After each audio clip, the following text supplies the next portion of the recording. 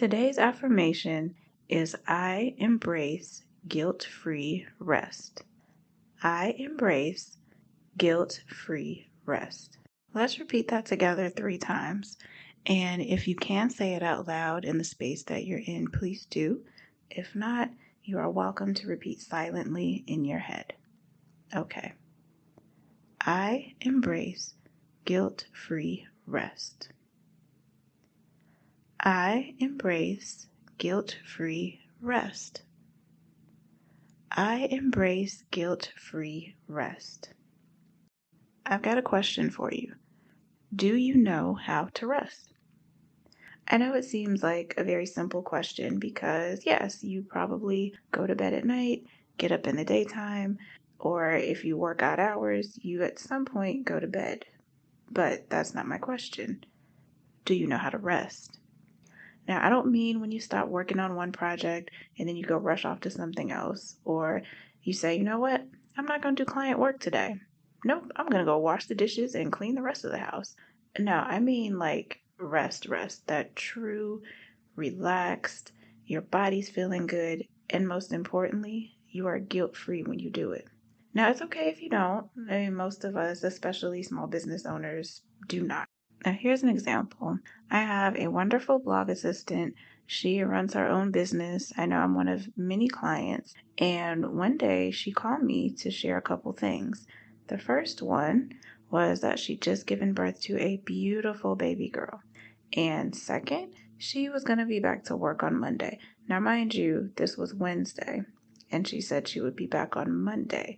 That's only 5 days to recover. We'd only been working together a few months, so I had no idea she was pregnant. And I guess her idea of a maternity leave was these 5 days. Like, wow. So I told her, I don't know what your other clients said to you, but please take all the time you need. Please rest up, enjoy your little one, and then just get back to me whenever you're ready. There's this pressure, especially for women, to just jump right back in. There's this silent fear that if we take time off from work or school or our business, that we'll just never be able to recover. I was in school when I had both of my daughters, and the first time, I was so afraid of falling behind on my schoolwork, I took a few days off, and that's it. When I say a few days, I mean like I had her on a Monday, and I was trying to go back to class on Wednesday. Okay, that was a big mistake. Yeah, my body told me I should have stayed home. And the second time, I was in grad school, and I did give myself a little bit more grace, but I still don't think I did enough. Again, that fear of, okay, I don't want to fall too far behind because what if I can't get back on track? In 2019, Kelton Global did a study. They found that 2 in 5 people feel they rarely have time for themselves each day. And then when we do finally take a break, we feel guilty. The study showed that 1 in 3 Americans feel bad about themselves for taking the time off, even though 67% desperately want more of it. Somewhere along the way, we started thinking that leisure time is not time well spent. It makes us feel important to have packed schedules because we want to have something to show for our time, even if it's not productive. Just this week, I posted an article on the 10 ways you're wasting time in your business. If you're not subscribed to the newsletter, you can view the article on Substack. My address there is dekiana.substack.com. And my name is spelled on everything I do, so no worries if you don't know how to spell it off the top of your head. Again, that's dekiana.substack.com.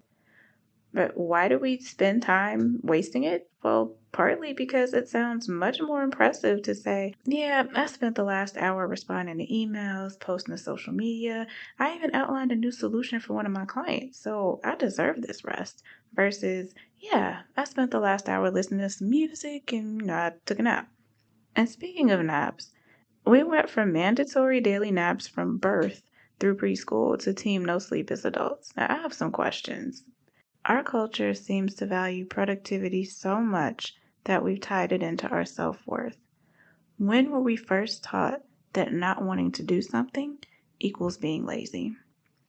Deloitte's 2017 marketplace survey on burnout showed that 77% of respondents have experienced employee burnout at their current job. So we're tired, but why are we so reluctant to take time off from work? And then does our culture even support rest? If not, what can we do to change that? There's a meme going around and it shows an employee break room with the pizza buffet laid out. And the caption is, "I told my manager I was feeling burned out and overwhelmed." This was their response. The employer didn't tell the employee to take a few days off. There was no compromise to change their work schedule or consider going hybrid for a short amount of time, if not forever. Nope. The solution to burnout? A pizza party at work. And you wonder why most of us are tired all the time. Here in the US especially, most push this no rest until you achieve your goals idea. But the problem is that the goals are never ending. So say your goal is to start a company. Great.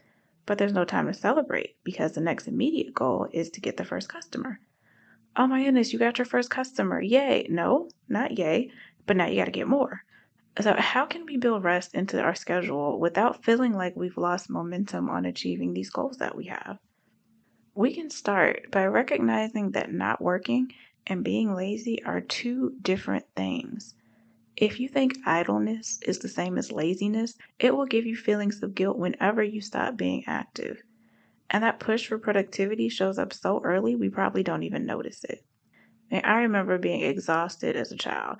I was doing schoolwork, I was doing extracurricular activities. At one point, I think I tried to join just about every club my school had, and I was doing homework. And instead of some of my older relatives understanding, I got dismissed. Like, what do you have to be tired for? It's not like you have a job. Don't be so lazy. And if I sat in one place for too long, I'd be asked if I didn't have something better to do. And I'd overhear conversations about, oh, well, so-and-so didn't like to wash the dishes because they were lazy. Not that they may have preferred different chores. You may be one of those adults now yourself. Think about it. Have you ever gone into your kid's room early on a Saturday morning because, well, they've been in there too long? Shouldn't they be up by now? Have you gone on an errand in the middle of the day and seen someone just sitting? Maybe you go get a coffee or tea and see somebody sitting in the booth for what looks like a very long time. Got their stuff laid out, laptop might not even be open, and you give them a little side eye like, I wonder if they even have a job. Like, what are they doing just sitting there? Never mind that you're out and about in the middle of the day, too. You may realize, like I did, that over time, I started to believe that rest had to be earned. I'm going to repeat that. I started to believe that rest had to be earned. If I was caught, quote unquote, just sitting down by somebody and they asked what I was doing, I felt like I had to justify my need to sit. Oh no, I'm not just sitting here. I just finished 5 things on my to-do list. I'm just taking a short break, but I'm gonna get back to it. Or, oh, that 3-hour client meeting drained me. I deserve a little time off. But what about days when I woke up tired? When I still had a massive to-do list but no energy? My first instinct was to push through anyway. Drink some tea or an energy drink with some caffeine and get to it. It didn't matter that I was exhausted or I didn't have the capacity to give my best work. I just didn't know how to slow down. Can you relate to this? And there's some days when you're just not feeling it. Given the choice between answering another client email or pushing through into another project and watching a movie, and you want to watch the movie, and that's okay. It has taken me years to implement guilt-free rest, and I am not always consistent. It is okay that it might be a work in progress for you too. These are things that we've been hearing pretty much since birth. It's going to take more than a couple weeks to unlearn. Believe me, it's okay. But just know that guilt-free rest is better for your business too. You can be of much better service to yourself and your clients if you're working from a place of rest rather than overwhelm. Going hard at times is good, but going hard all the time just leads to burnout. The next time your body tells you you need a nap or you just need to take a break and sit, meditate, stare at the wall, whatever, listen. The work will be there when you wake up. And I've often found that some of my best ideas come what feels like randomly. I'll be in the middle of doing something else and bam, idea for a project will pop into my brain. And thankfully, all of our phones have note capability so I can jot it down and get back to what I was doing.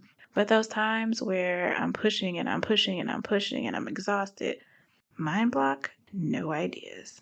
If rest is eluding you, embracing these two phrases will help. The first one is last week's affirmation. Everything I did today was enough.